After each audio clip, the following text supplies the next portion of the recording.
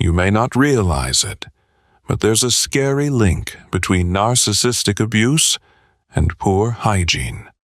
Narcissistic abuse drains a person's self-worth, making even basic self-care feel overwhelming or pointless. When someone is constantly put down and made to feel unimportant, they may stop seeing themselves as worthy of care. Hygiene isn't just about cleanliness. It's tied to self-respect. Understanding this connection is key to breaking free from the cycle and reclaiming one's well-being. Let's dive into why this happens, and, more importantly, how to break free from the cycle. Are you ready for number 1? Depression-induced apathy. Depression doesn't scream. It whispers, "Why bother?" When you've been trapped in narcissistic abuse for so long, your brain starts shutting down to protect itself. You stop feeling joy, excitement, or even frustration. Instead, there's just nothing. The worst part is that you don't even realize it's happening.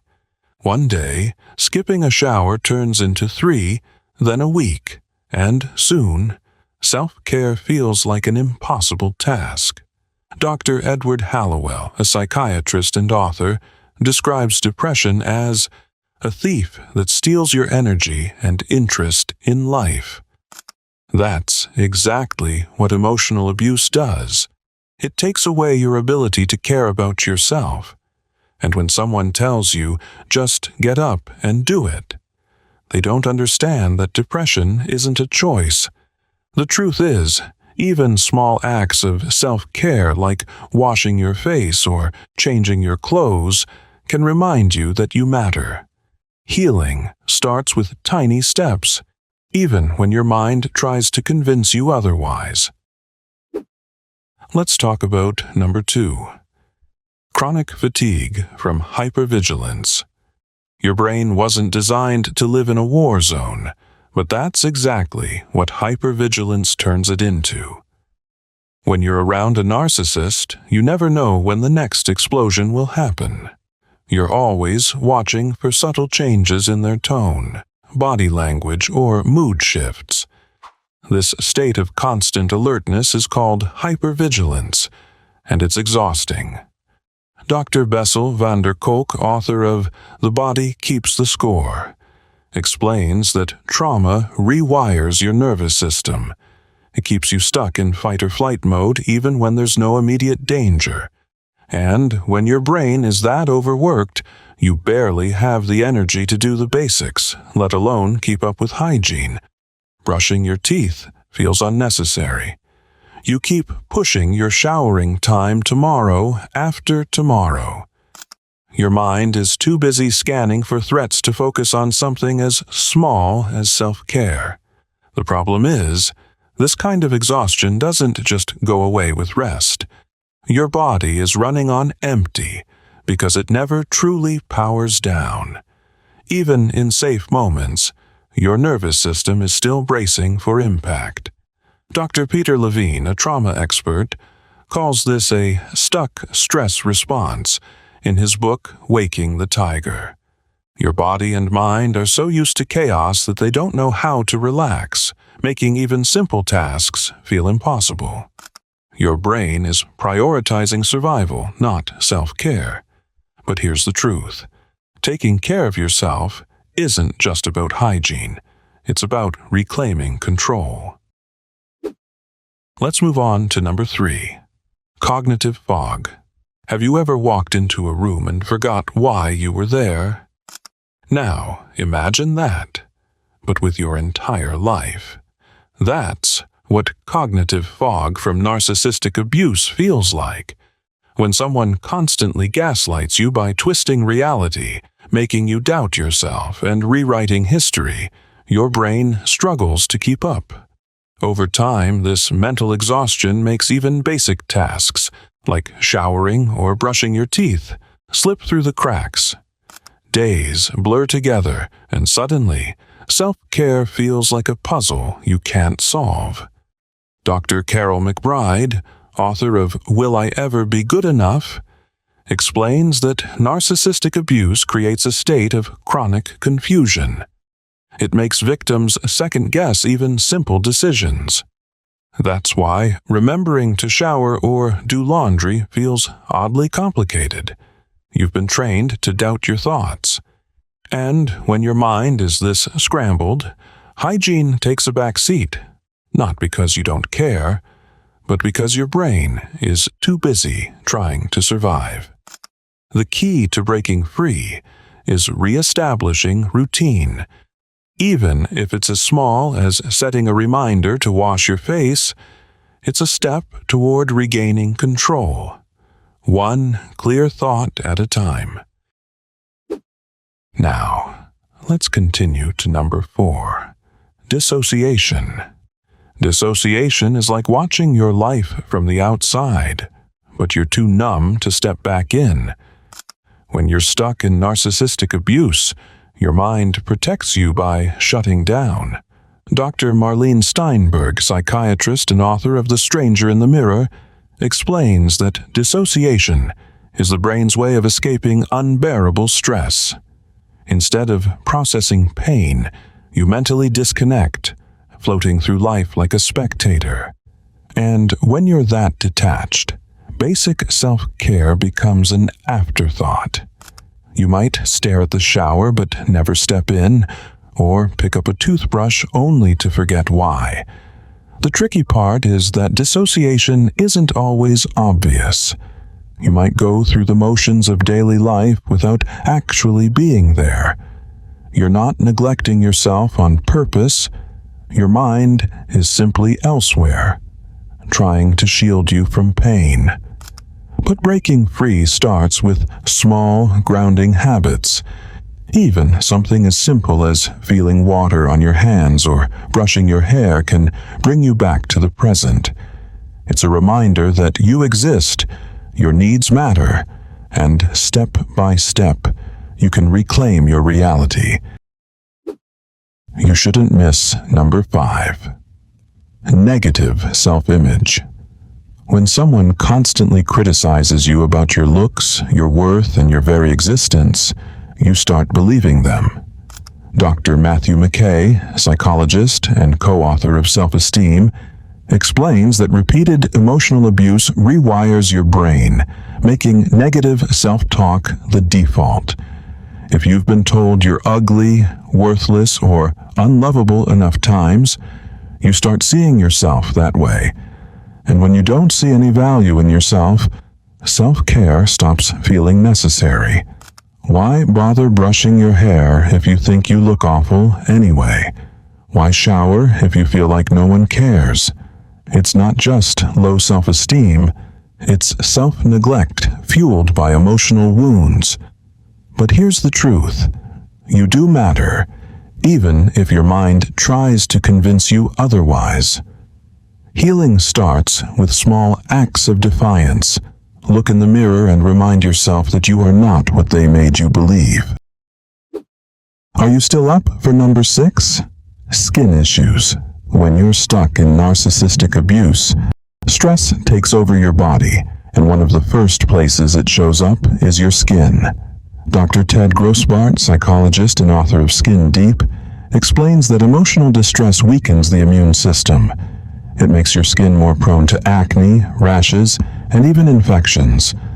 Emotional exhaustion makes basic hygiene feel overwhelming, leading to breakouts and irritation. It's not just about missing a skincare routine, it's about your body reacting to the constant state of survival you've been forced into. And the worst part is that the more your skin suffers, the worse you feel. Dr. Rick Fried, a dermatologist and clinical psychologist, calls this the vicious cycle of stress and skin disorders. Stress leads to skin problems, which leads to more stress, which leads to even worse skin. If a narcissist has already made you feel worthless, seeing your reflection with irritated, neglected skin just adds fuel to the fire. Even something as small as splashing cold water on your face or applying moisturizer can remind you that you deserve care, no matter what you've been told. Let's keep it moving to number 7. Isolation and social withdrawal. When you stop showing up for life, life stops showing up for you. Narcissistic abuse has a way of making you feel like you don't belong anywhere. Over time, you withdraw, not just from toxic people, but from everyone. Dr. Jonas Webb, psychologist and author of Running on Empty, explains that emotional neglect and manipulation can make you feel invisible. If no one's around to notice, skipping showers, wearing the same clothes for days, or letting your hair go unbrushed starts to feel normal. But the more you isolate, the deeper the cycle goes. Social withdrawal fuels self-neglect, and self-neglect fuels shame. It makes it even harder to reconnect with the world. Getting out of isolation, even in small ways, matters. A 5-minute walk, a quick video call, or even just changing into clean clothes can remind you that you deserve self-care. Healing isn't about forcing yourself to socialize. It's about proving to yourself that you're still worth showing up for. Here comes number 8. Loss of sense of time. When you've been through narcissistic abuse, time stops working the way it should. You might wake up thinking it's Monday when it's Thursday. Days, even weeks, blur together, and basic routines slip through the cracks. Hygiene becomes one of those things you mean to do, but somehow you just don't. The worst part is that you might not even realize how much time has passed. You tell yourself, "I'll shower later," but later turns into tomorrow, and tomorrow turns into next week. According to Dr. Bruce Perry, co-author of What Happened to You, trauma impacts the brain's ability to process time, making even simple tasks feel distant and unimportant.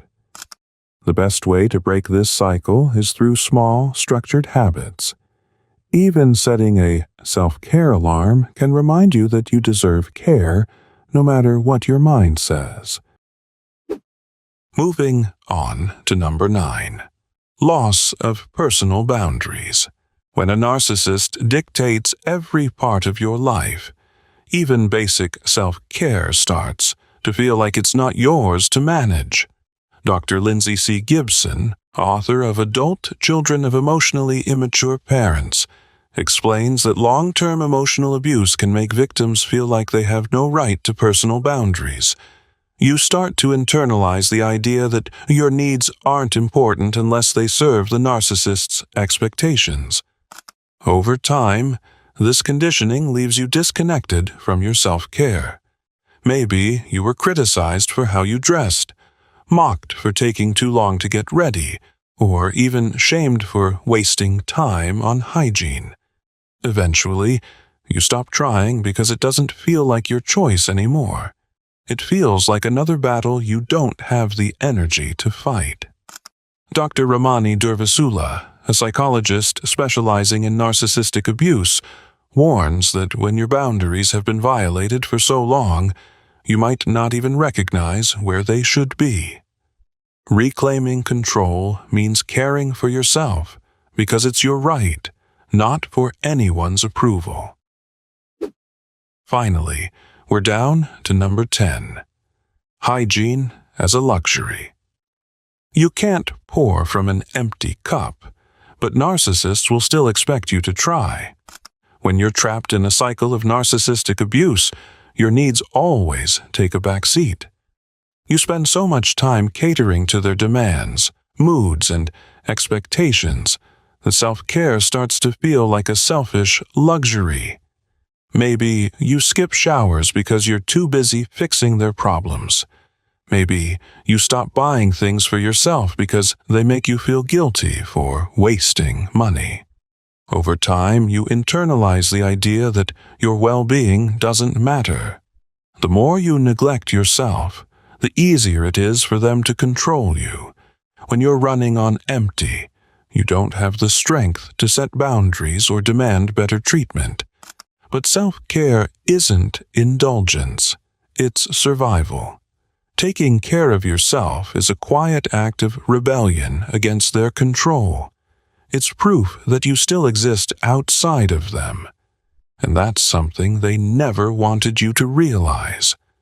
Breaking free from the cycle of narcissistic abuse isn't easy. And neither is rebuilding the simple habits that once felt effortless, like taking care of yourself. But here's the thing.